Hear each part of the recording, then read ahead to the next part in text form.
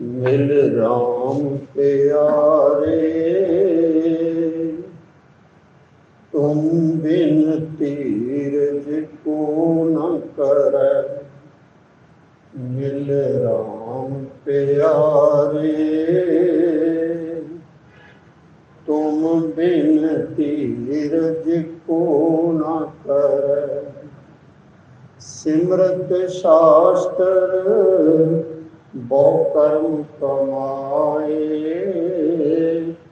प्रभु तुमरे दर्श बिन सुख नाहि। सिमरत शास्त्र बहु कर्म कमाए, प्रभु तुमरे दर्श बिन सुख नाहि। वर्त नेम संयम कर थाके, नानक साध शरण प्रभ संग वसे। मिल राम प्यारे, तुम बिन तीरथ को न करे। वाहिगुरु वाहिगुरु। आद को बिस्माद विचार कथिए ले, आद को बिस्माद विचार कथिए ले। सुन निरंतर वास लिया, अकल्पत मुद्रा गुर ज्ञान विचारियले।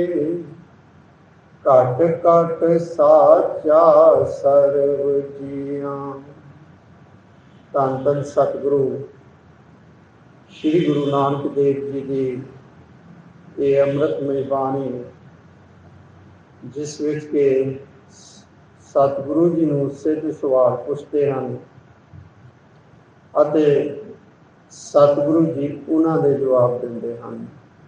सिद्ध सिद्धियां दे धारन वाले, कई तरह के आसन लाने वाले, अपनियां लंबी लंबियां उम्रां करन वाले, वो सिद्ध जिन्हां दे सवाल कोई ये दुनियावी सवाल नहीं सन, अध्यात्मक सवाल सन कि सृष्टि कदों पैदा हुई, जदों ये सारा जगत उसने सृष्टि साजी, उस तो पहला वो वाहिगुरु किस रूप दे विच सी। जिस तरह के जपजी साहब दे विच आउंदा है, कीता पसाओ एको कवाओ,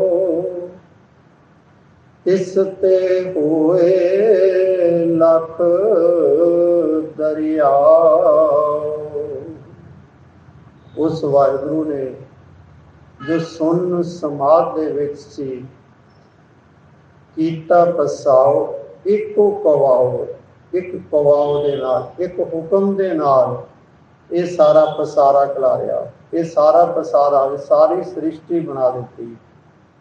पर इत्थे वो जोगी लोग सतगुरु जी नूं प्रश्न पुछदे हैं कि जदों उन्होंने वाहिगुरु जी ने सृष्टि साजी, एक कवाओ तो पहला की सीगा, उस वेले वो वाहिगुरु किस रूप दे विच सी। इस तरह के सवाल, बड़े उच्चे सवाल सतगुरु जी पूछते हैं।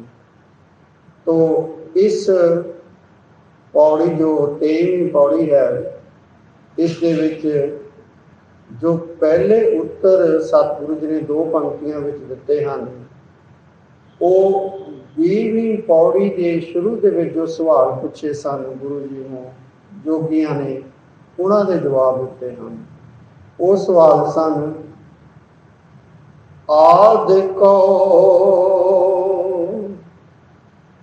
कवन विचार कथिए ले। आदि को उस सृष्टि के मुढ़ तो पहला जो ਸੀ ਉਸ ਬਾਰੇ ਤੁਸੀਂ ਕੀ ਵਿਚਾਰ ਦਿੰਦੇ? ਸੁਨ ਕਹਾਂ ਕਰ ਵਾਸੋ, ਕਿਉਂਕਿ ਉਸ ਵੇਲੇ ਉਹ ਵਾਹਿਗੁਰੂ ਸੁਨ ਰੂਪ ਦੇ ਵਿੱਚ ਸੀ। ਇੱਕ ਰਸ ਅਖੁਰ ਪਰਮਾਤਮਾ ਉਸ ਵੇਲੇ ਸੀ।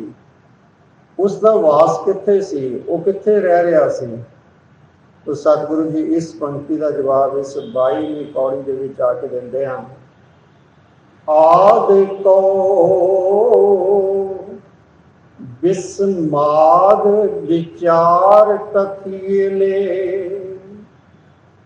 कि उस सृष्टि के मुੱਢ का जो विचार करना है उस वेले वो परमात्मा किस रूप के विच सी। ये तो विस्माद ही विस्माद है, आश्चर्य ही आश्चर्य है। आश्चर्य वो जिसनों देख के फिर बयान नहीं किया जा सकता, वो इहो जी अवस्था। सतगुरु जी कहते हैं सृष्टि के मुੱਢ ਦੇ ਵਿੱਚ ਉਹ ਵਾਹਿਗੁਰੂ विस्माद रूप ਵਿੱਚ आश्चर्य रूप ਦੇ ਵਿੱਚ ਸੀ। सुन निरंतर वास लिया, क्वेश्चन सी सुन कहाँ कर वासो, कि जो ओपुर परमात्मा जो सुन रूप के विच सी, सुन समाधि विच सी, उसे अपना वास कित्थे रखा होया सी। सतगुरु जी ने जवाब दिता, सुन निरंतर वास लिया, वो एक रस और परमात्मा वसिया होया सी। उस वेले वो परमात्मा जो सुन अवस्था में सी, वही एक रस वस रहा सी। वो सुन जिस तरह के सतगुरु जी का उपदेश है, अरबद नरबद धुंधुकारा, धरन ना गगन हुकम अपारा, ना दिन ना रैन चंद ना सूरज, सुन समाध लगाएंदा। ये उस वेले की गल कर रहे हैं सतगुरु जी, कि जदों धुंधुकारा कोप हनेरा सी, कोई धरती नहीं सी, गगन आकाश नहीं सी, दिन नहीं सी, रैन नहीं सी, उस वेले वो वाहिगुरु सुन अवस्था दे विच सी। सुन अपुर जिस दे विच कोई पुरना नहीं होता। उस तो बाद उस वाहिगुरु ने कीता पसाओ एको कवाओ, एक कवाओ एक हुक्म दे नाल या एक आवाज़ दे नाल उस वाहिगुरु ने फिर ये सारा पसारा पैदा कर दिता, जिसनों साइंटिस्ट अजकल बिग बैंग की थ्योरी कहते हैं कि एक बिग बैंग बड़ा बहुत बड़ा धमाका होया जिसके नाल की सृष्टि बनी। सतगुरु भी यही कह रहे हैं कि कीता पसाओ एको कवाओ। तो सतगुरु जी ने जो प्रश्न पूछा कि उस वेले वो सुन कित्थे वसिया होया सी, वो परमात्मा जो सुन समाध दे विच सी, तो सतगुरु जी कह रहे हैं सुन निरंतर वास लिया।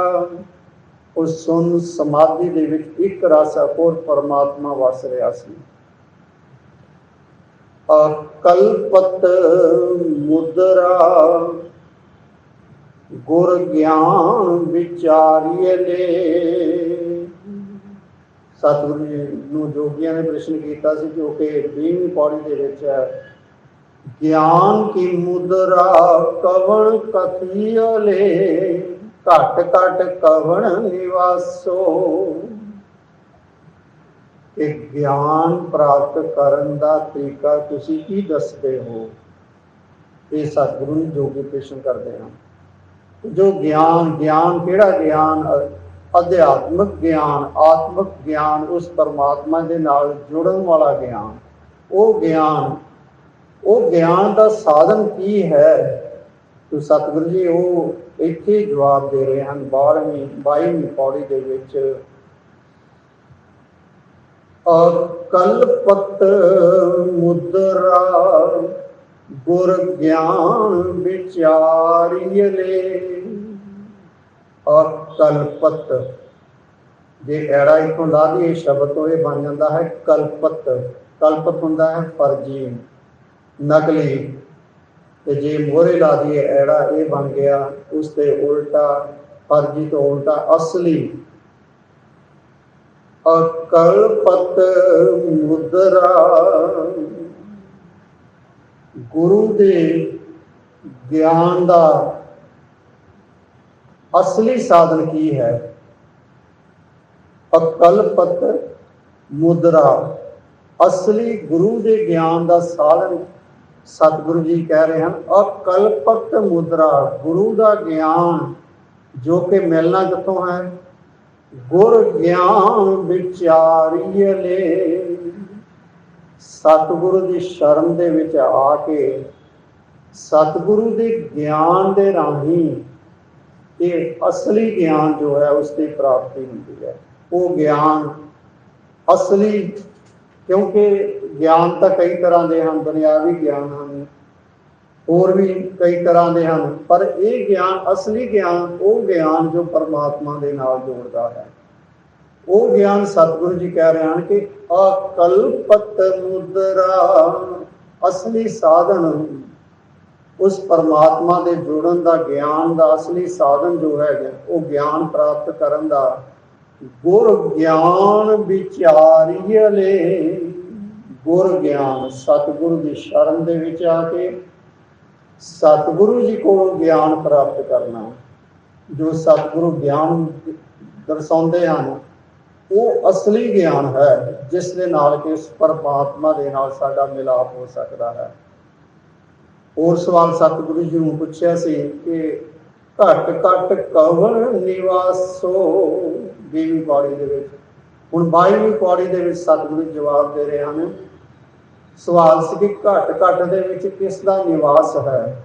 ਸਤਿਗੁਰੂ ਜਵਾਬ ਦਿੰਦੇ ਹਨ, ਘਟ ਘਟ ਸਾਚਾ ਸਰਬ ਜੀਆਂ।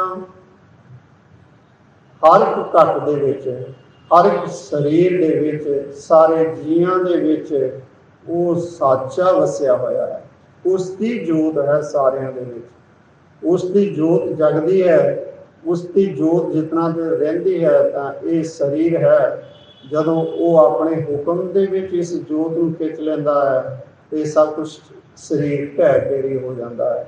ਤੋ ਸਤਿਗੁਰੂ ਇੱਥੇ ਕਹਿੰਦੇ ਹਨ ਕਿ ਘਟ ਘਟ ਸਾਚਾ ਸਰਬ ਜੀਆਂ, ਉਹ ਸਾਚਾ ਸਾਰਿਆਂ ਦੇ ਹਿਰਦਿਆਂ ਦੇ ਵਿੱਚ ਹੈ, ਸਾਰੇ ਜੀਆਂ ਦੇ ਵਿੱਚ ਉਹ ਘਟ ਘਟ ਉਹ ਸਾਚਾ ਹੀ ਵਸ ਰਿਹਾ ਹੈ। ਕਿਉਂਕਿ ਸਵਾਲ ਸੀ ਕਿ ਘਟ ਘਟ ਦੇ ਵਿੱਚ ਕੌਣ ਵਸ ਰਿਹਾ ਹੈ? ਸਤਿਗੁਰੂ ਜੀ ਕਹਿੰਦੇ ਹਨ ਘਟ ਘਟ ਦੇ ਵਿੱਚ, ਹਰ ਸਰੀਰ ਦੇ ਵਿੱਚ ਉਹ ਸਾਚਾ, ਉਹ ਵਾਹਿਗੁਰੂ ਹੀ ਵਸ ਰਿਹਾ ਹੈ। 21ਵੀਂ ਪੌੜੀ ਦੇ ਵਿੱਚ ਸਤਿਗੁਰੂ ਜੀ ਨੂੰ ਪ੍ਰਸ਼ਨ ਕੀਤਾ ਸੀ ਜੋਗੀਆਂ ਨੇ, ਕਿਉਂ ਤਤੈ ਅਵਿਗਤੈ ਪਾਵੈ, ਗੁਰਮੁਖ ਲੱਗੈ ਪਿਆਰੋ। ਇਹ 21ਵੀਂ ਪੌੜੀ ਦੇ ਵਿੱਚ ਸਤਿਗੁਰੂ ਜੀ ਨੂੰ ਪ੍ਰਸ਼ਨ ਪੁੱਛਿਆ, ਜਿਸ ਦਾ ਜਵਾਬ ਇਸ 22ਵੀਂ ਪੌੜੀ ਦੇ ਵਿੱਚ ਹੈ। ਗੁਰ ਬਚਨੀ ਅਵਿਗਤ ਸਮਾਈਐ, ਤਤ ਨਿਰੰਜਨ ਸਹਿਜ ਲਹੈ। ਗੁਰੂ ਦੇ ਬਚਨਾਂ ਰਾਹੀਂ ਅਵਿਗਤ, ਉਹ ਪਰਮਾਤਮਾ ਜੋ ਅਦਿਸ਼ਟ ਰੂਪ ਦੇ ਵਿੱਚ ਹੈ, ਜੋ ਦਿਖਾਈ ਨਹੀਂ ਦਿੰਦਾ, ਉਹ ਅਵਿਗਤ, ਉਹ ਅਵਿਗਤ ਜੋ ਹੈ ਉਹ ਗੁਰ ਬਚਨੀ ਅਵਿਗਤ ਸਮਾਈਐ। ਗੁਰੂ ਦੇ ਬਚਨਾਂ ਦੇ ਰਾਹੀਂ ਉਸ ਅਵਿਗਤ, ਉਸ ਅਦ੍ਰਿਸ਼ਟ ਪ੍ਰਭੂ ਦੇ ਵਿੱਚ ਸਮਾਇਆ ਜਾ ਸਕਦਾ ਹੈ। ਗੁਰੂ ਦੇ ਬਚਨ, ਗੁਰੂ ਦੀ ਬਾਣੀ, ਗੁਰੂ ਦੇ ਸ਼ਬਦ, ਗੁਰੂ ਦੀ ਬਾਣੀ ਦੇ ਨਾਲ ਜੁੜ ਕੇ ਗੁਰੂ ਦੇ ਸ਼ਬਦ, ਬਖਸ਼ੇ ਹੋਏ ਸ਼ਬਦ, ਗੁਰੂ ਗ੍ਰੰਥ ਸਾਹਿਬ ਜੀ ਦਾ ਭੰਡਾਰ ਜੋ ਸਾਨੂੰ ਗੁਰੂ ਜੀ ਨੇ ਬਖਸ਼ਿਆ, ਗੁਰੂ ਦੀ ਬਾਣੀ, ਇਹਨਾਂ ਦੇ ਰਾਹੀਂ ਉਸ ਅਦ੍ਰਿਸ਼ਟ ਪ੍ਰਭੂ ਦੇ ਵਿੱਚ ਸਮਾਇਆ ਜਾ ਸਕਦਾ ਹੈ। ਉਸ ਅਦ੍ਰਿਸ਼ਟ ਪ੍ਰਭੂ ਦੀ ਹਜ਼ੂਰੀ ਦੇ ਵਿੱਚ ਸਦਾ ਰਿਹਾ ਜਾ ਸਕਦਾ ਹੈ। ਉਸ ਅਦ੍ਰਿਸ਼ਟ ਪ੍ਰਭੂ ਦੇ ਵਿੱਚ ਲੀਨ ਹੋਇਆ ਜਾ ਸਕਦਾ ਹੈ ਗੁਰੂ ਦੇ ਬਚਨਾਂ ਦੁਆਰਾ, ਗੁਰੂ ਦੇ ਸ਼ਬਦ ਦੁਆਰਾ, ਗੁਰੂ ਦੀ ਬਾਣੀ ਦੁਆਰਾ। ਤਤ ਨਿਰੰਜਨ ਸਹਿਜ ਲਹੈ। ਗੁਰੂ ਦੇ ਬਚਨਾਂ ਦੁਆਰਾ, ਗੁਰੂ ਦੇ ਸ਼ਬਦ ਦੇ ਨਾਲ ਜੁੜ ਕੇ, ਗੁਰੂ ਦੀ ਬਾਣੀ ਦੇ ਨਾਲ ਜੁੜ ਕੇ ਸਹਿਜ ਅਵਸਥਾ ਪ੍ਰਾਪਤ ਹੁੰਦੀ ਹੈ। ਸਹਿਜ ਵਿੱਚ ਆ ਕੇ ਤਤ, ਉਹ ਤਤ ਜੋ ਇਸ ਜਗਤ ਦਾ ਅਸਲਾ ਹੈ, ਜਗਤ ਦਾ ਮੁੱਢ ਹੈ, ਜਿਸਨੇ ਕਿ ਸਾਰਾ ਜਗਤ ਬਣਾਇਆ, ਨਿਰੰਜਨ ਜੋ ਮਾਇਆ ਤੋਂ ਰਹਿਤ ਹੈ, ਗੁਰੂ ਦੇ ਸ਼ਬਦ ਦੇ ਨਾਲ ਜੁੜ ਕੇ ਇਹ ਅਡੋਲ ਅਵਸਥਾ ਪ੍ਰਾਪਤ ਹੁੰਦੀ ਹੈ, ਸਹਿਜ ਪ੍ਰਾਪਤ ਹੁੰਦਾ ਹੈ। ਅਤੇ ਸਹਿਜ ਦੇ ਵਿੱਚ ਰਹਿ ਕੇ ਉਹ ਵਾਹਿਗੁਰੂ ਜੋ ਜਗਤ ਦਾ ਮੁੱਢ ਹੈ ਅਤੇ ਮਾਇਆ ਤੋਂ ਰਹਿਤ ਹੈ, ਉਸ ਦੀ ਪ੍ਰਾਪਤੀ ਹੋ ਜਾਂਦੀ ਹੈ। ਤੋ ਸਤਿਗੁਰੂ ਸਾਨੂੰ ਸਦਾ ਸ਼ਬਦ ਦੇ ਨਾਲ ਜੋੜਦੇ ਹਨ, ਬਾਣੀ ਦੇ ਨਾਲ ਜੋੜਦੇ ਹਨ। ਇੱਥੇ ਸਤਿਗੁਰੂ ਜੀ ਸਾਫ਼ ਤੌਰ 'ਤੇ ਸਾਨੂੰ ਇਹ ਕਹਿ ਰਹੇ ਹਨ ਕਿ ਉਸ ਵਾਹਿਗੁਰੂ ਦੇ ਵਿੱਚ ਸਮਾਉਣਾ ਹੈ ਤਾਂ ਸਿਰਫ ਗੁਰੂ ਦੇ ਬਚਨਾਂ ਦੇ ਨਾਲ ਜੁੜਿਆ ਜਾਵੇ, ਗੁਰੂ ਦੇ ਸ਼ਬਦ ਦੇ ਨਾਲ ਜੁੜਿਆ ਜਾਵੇ, ਗੁਰੂ ਦੀ ਬਾਣੀ ਦੇ ਨਾਲ ਜੁੜਿਆ ਜਾਵੇ। ਗੁਰੂ ਦਾ ਸ਼ਬਦ ਜਿਸ ਰਸਤੇ 'ਤੇ ਸਾਨੂੰ ਤੋਰਦਾ ਹੈ, ਉਸ ਕੱਲੇ ਕੱਲੇ ਅੱਖਰ ਨੂੰ ਸਮਝ ਕੇ, ਵਿਚਾਰ ਕੇ, ਉਹ ਰਸਤਾ ਅਪਣਾ ਕੇ ਗੁਰੂ ਦੇ ਸ਼ਬਦ ਦੇ ਰਾਹੀਂ ਉਸ ਵਾਹਿਗੁਰੂ ਦੇ ਗੁਣ ਗਾ ਗਾ ਕੇ ਉਸ ਵਾਹਿਗੁਰੂ ਜੋ ਅਦ੍ਰਿਸ਼ਟ ਵਾਹਿਗੁਰੂ ਹੈ ਉਸ ਦੇ ਵਿੱਚ ਸਮਾਇਆ ਜਾ ਸਕਦਾ ਹੈ। ਉਹ ਜੋ ਜਗਤ ਦਾ ਮੁੱਢ ਹੈ ਉਸ ਦੀ ਪ੍ਰਾਪਤੀ ਕੀਤੀ ਜਾ ਸਕਦੀ ਹੈ। ਉਹ ਸਹਿਜ ਅਵਸਥਾ, ਅਡੋਲ ਅਵਸਥਾ ਪ੍ਰਾਪਤ ਕੀਤੀ ਜਾ ਸਕਦੀ ਹੈ। ਨਾਨਕ ਦੂਜੀ ਕਾਰ ਨ ਕਰਨੀ, ਸੇਵੈ ਸਿੱਖ ਸੁਖੋਜ ਲਹੈ। ਹੁਣ ਦੂਜੀ ਕਾਰ ਸਤਿਗੁਰੂ ਜੀ ਕਹਿ ਰਹੇ ਹਨ, ਉਪਦੇਸ਼ ਕਰ ਰਹੇ ਹਨ, हे ਨਾਨਕ ਦੂਜੀ ਕਾਰ ਨਾ ਕਰਨੀ, ਹੋਰ ਕੋਈ ਕਾਰ ਨਹੀਂ ਕਰਨੀ। ਕਿਹੜੀ ਕਾਰ? ਸਿਰਫ ਗੁਰ ਬਚਨੀ ਅਵਿਗਤ ਸਮਾਈਐ। ਗੁਰੂ ਦੇ ਸ਼ਬਦ ਦੇ ਰਾਹੀਂ, ਗੁਰੂ ਦੀ ਬਾਣੀ ਦੇ ਰਾਹੀਂ ਉਸ ਵਾਹਿਗੁਰੂ ਦਾ ਮਿਲਾਪ ਕੀਤਾ ਜਾ ਸਕਦਾ ਹੈ। ਇਹ ਨਾਨਕ ਹੋਰ ਕੋਈ ਕਾਰ ਨਾ ਕਰਨੀ, ਕਿਸੇ ਹੋਰ ਪਾਸੇ ਨਾ ਲੱਗਣਾ ਕਿ ਇਸ ਬਾਣੀ ਨੂੰ ਛੱਡ ਕੇ ਕੋਈ ਹੋਰ ਤਰੀਕਾ ਨਾ ਅਪਣਾਉਣਾ। ਕਿਸੇ ਮੂਰਤੀਆਂ ਦੇ ਵਿੱਚ, ਕਿਸੇ ਦੇਹਧਾਰੀ ਗੁਰੂ ਡੰਮ ਦੇ ਵਿੱਚ ਕਿਸੇ ਦੀ ਮੂਰਤੀ ਬਣਾ ਕੇ ਉਸ ਦੇ ਵਿੱਚ ਧਿਆਨ ਧਰਨਾ, ਤੀਰਥਾਂ 'ਤੇ ਦੌੜੇ ਜਾਣਾ, ਹੋਰ ਇਸ ਤਰ੍ਹਾਂ ਦੇ ਹੋਰ ਪਖੰਡ ਕਰਨੇ, ਅਡੰਬਰ ਕਰਨੇ, ਕਰਮ ਕਰਨੇ, ਇਹ ਸਾਰੇ ਅਡੰਬਰ ਸਤਿਗੁਰੂ ਦੀ ਨਜ਼ਰ ਦੇ ਵਿੱਚ ਜ਼ੀਰੋ ਹਨ।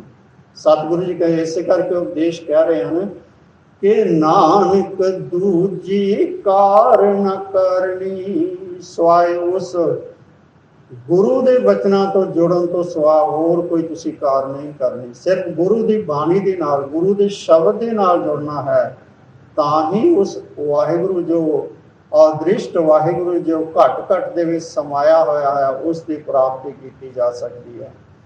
ਸੇਵੈ ਸਿੱਖ ਸੁਖੋਜ ਲਹੈ।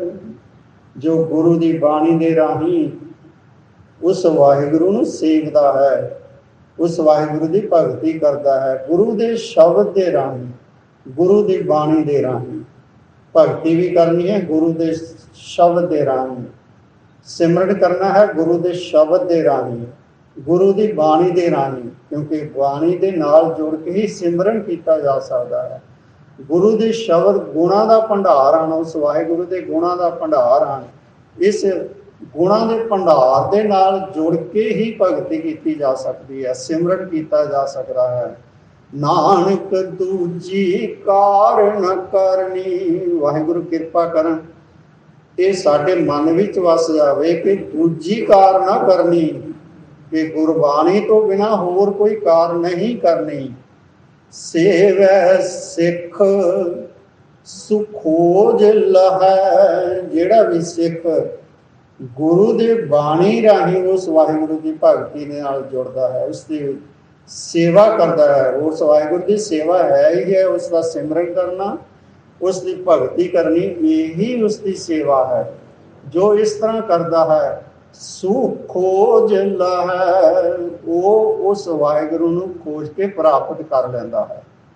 ਤੋ ਸਤਿਗੁਰੂ ਜੀ ਨੇ ਸਾਨੂੰ ਕਿਸੇ ਹੋਰ ਰਸਤਿਆਂ 'ਤੇ ਨਹੀਂ ਪਾਇਆ, सिर्फ बाणी नाल जुड़ के, गुरु के शब्द के नाल जुड़ के उस वाहिगुरु की प्राप्ति की जा सकती है। सतगुरु ने सीधा ही रस्ता सानू पाया है, सीधा ही रस्ता दसिया, कोई होर रस्ता नहीं दसिया कि धूफा नहीं दिखानियां, जोतां नहीं जगानियां, किसी को पाठ नहीं करवाने। आप विचार के कला कला अखर गुरु का रस्ता की है, गुरु जी एक की रस्ता सानू दस रहे हैं, उसनू समझना यही उस वाहिगुरु नू पाण का तरीका है, उस वाहिगुरु के नाल जुड़न का तरीका है। हुक्म विस्माद हुक्म पछाण, जी जुगत सच जान सोई। हुक्म विस्माद, जिस तरह सतगुरु जी ने शुरू दे विच इस विच कहा कि आद कहो विस्माद कथी ले, कि उस जगत के मुढ़ का विचार करना एक विस्माद ही विस्माद है, आश्चर्य ही आश्चर्य है। इसी तरह इतने सतगुरु जी कह रहे हैं कि हुक्म विस्माद, उस वाहिगुरु का हुक्म मनना एक आश्चर्य है, विस्माद है। जेड़ा उस वाहिगुरु का हुक्म मन लेंदा है, वो उस वाहिगुरु के विच समा जाता है। ये सतगुरु कह रहे हैं कि विस्माद ही है, आश्चर्य ही है। हुक्म पछाण, हुक्म मामे दे सिहारी है इत्थे हुक्म दे विच, हुक्म दे राही उस हुक्मी नू जो पछाण लैंदा है, उसदे हुक्म नू जो पछाण लैंदा है, उसदे हुक्म नू जो समझ लैंदा है, जी जुगत सच जान सोई। जिहड़ा उस हुक्म नू पछाण लैंदा है, उसके हुक्म दे राही वो फिर जी जुगत, इस जीवन की जुगती नू समझ लैंदा है कि ये जीवन किस तरह जीवना है, ये जीवन की असल जुगती की है, उसनू वो समझ लेता है। सच जान सोई, अते ओही मनुख जो है जिहड़ा कि हुक्म नू पछाणदा है, वो सच जाने सोई, ओही फिर सच नू जानदा है। सच वो वाहिगुरु परमात्मा अविगत अदृष्ट प्रभु, उसनू उस जान लेंदा है जिहड़ा कि हुक्म नू जान लेंदा है कि उसका हुक्म की है।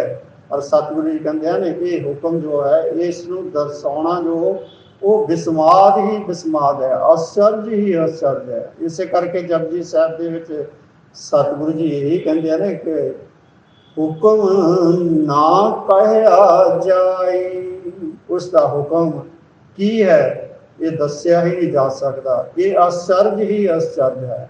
उसके हुक्म दे विच सारी सृष्टि चल रही है, ये सारे कोट ब्रह्मांड जो हैं सारे उसके हुक्म दे विच चल रहे हैं, उसके हुक्म दे विच ही सब दिन रात हो रहे हैं, उसके हुक्म दे विच ही ये चंद्रमा सूरज अपने तो एक दूरी के उत्ते चल रहे हैं, उसके हुक्म दे विच ही ये सारे चंद्रमा धरतियां सूरज अपने दुआले भी घूम रहे हैं, जिस तो ये पैदा हुए हैं उसके दुआले भी घूम रहे हैं। जिस तरह धरती सूरज तो पैदा हुई, धरती अपने दुआले भी घूम रही है, जिस तो पैदा हुई सूरज ਅਤੇ उसके दुआले भी घूम रही है। चंद्रमा धरती तो पैदा होया, चंद्रमा अपने दुआले भी घूम रहा है, धरती के दुआले भी घूम रहा, ये उसका हुक्म है। ये हुक्म दसिया ही नहीं जा सकता। सारी सृष्टि कोट ब्रह्मांड इसी तरह ही चल रहे हैं, इसी तरह ही लगातार चली जा रहे हैं। जे कोई एक चीज़ भी कोई रुक जाए तो सारी सृष्टि खत्म हो जाएगी। इस करके ये सब कुछ उसका हुक्म है। इस हुक्म नू दसना सतगुरु जी कहते हैं आश्चर्य है, विस्माद है। हुक्म विस्माद हुक्म पछाण, जी जुगत सच जाने सोई। जिहड़ा इस हुक्म नू पछाण लैंदा है, जिहड़ा इस हुक्म नू समझ लैंदा है, उसनू फिर जीवन की जुगती प्राप्त हो जाती है, उसनू जीवन का ढंग आ जाता है, ਅਤੇ ਉਹ उस सच उस वाहिगुरु नू जान लैंदा है। आप मेट निरालम होवै, ਅੰਤਰ ਸਾਚ ਜੋਗੀ ਕਈਐ ਸੋਈ। ਪਰ ਇਹੋ ਜਿਹਾ ਮਨੁੱਖ ਜਿਹੜਾ ਕਿ ਉਸ ਹੁਕਮ ਨੂੰ ਪਛਾਣਦਾ ਹੈ, ਗੁਰੂ ਦੇ ਬਚਨਾਂ ਦੇ ਨਾਲ ਸਦਾ ਜੁੜਿਆ ਰਹਿੰਦਾ ਹੈ, ਹੋਰ ਕੋਈ ਕਾਰ ਵੱਲ ਨਹੀਂ ਜਾਂਦਾ, ਇਹੋ ਜਿਹਾ ਮਨੁੱਖ ਫਿਰ ਆਪ ਮੇਟ, ਆਪਣਾ ਆਪ ਮੇਟ ਕੇ, ਆਪਣੇ ਅੰਦਰੋਂ ਹਉਮੈ ਮੇਟ ਕੇ, ਹਉਮੈ ਮਿਟ ਗਈ, ਫਿਰ ਨਾਮ ਦਾ ਵਾਸਾ ਹੋ ਜਾਂਦਾ ਹੈ। ਕਿਉਂਕਿ ਜੇ ਨਾਮ ਹੈ ਤਾਂ ਹਉਮੈ ਨਹੀਂ, ਜੇ ਹਉਮੈ ਹੈ ਤਾਂ ਨਾਮ ਨਹੀਂ। ਹਉਮੈ ਕਰਕੇ ਇਹ ਨਾਮ ਦੀ ਪ੍ਰਾਪਤੀ ਨਹੀਂ ਹੁੰਦੀ।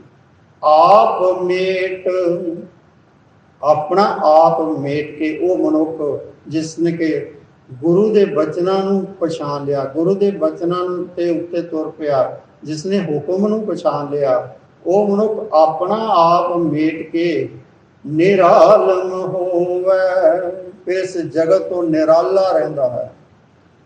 ਅੰਤਰ ਸਾਚ, ਉਸ ਦੇ ਅੰਦਰ ਉਹ ਵਾਹਿਗੁਰੂ ਦੀ ਜੋਤ ਜਗ ਪੈਂਦੀ ਹੈ, ਉਸ ਦੀ ਜੋਤ ਪ੍ਰਗਟ ਹੋ ਜਾਂਦੀ ਹੈ। ਉਹ ਜੋਤ ਤਾਂ ਸਾਰਿਆਂ ਦੇ ਅੰਦਰ ਹੈ ਘੱਟ ਘੱਟ, ਪਰ ਪ੍ਰਗਟ ਉਸ ਦੇ ਅੰਦਰ ਹੁੰਦੀ ਹੈ ਜੋ ਆਪਣਾ ਆਪ ਮੇਟ ਕੇ ਇਸ ਜਗਤ ਤੋਂ ਨਿਰਾਲਾ ਰਹਿੰਦਾ ਹੈ। ਜੋਗੀ ਕਹੀਐ ਸੋਈ, ਇਹੋ ਜਿਹਾ ਮਨੁੱਖ ਨੂੰ ਜੋਗੀ ਕਿਹਾ ਜਾ ਸਕਦਾ ਹੈ। ਜੋਗੀ ਉਸ ਪਰਮਾਤਮਾ ਦੇ ਨਾਲ ਜੁੜਿਆ ਹੋਇਆ। ਕਿਹੜਾ ਜੋਗੀ ਹੋਇਆ?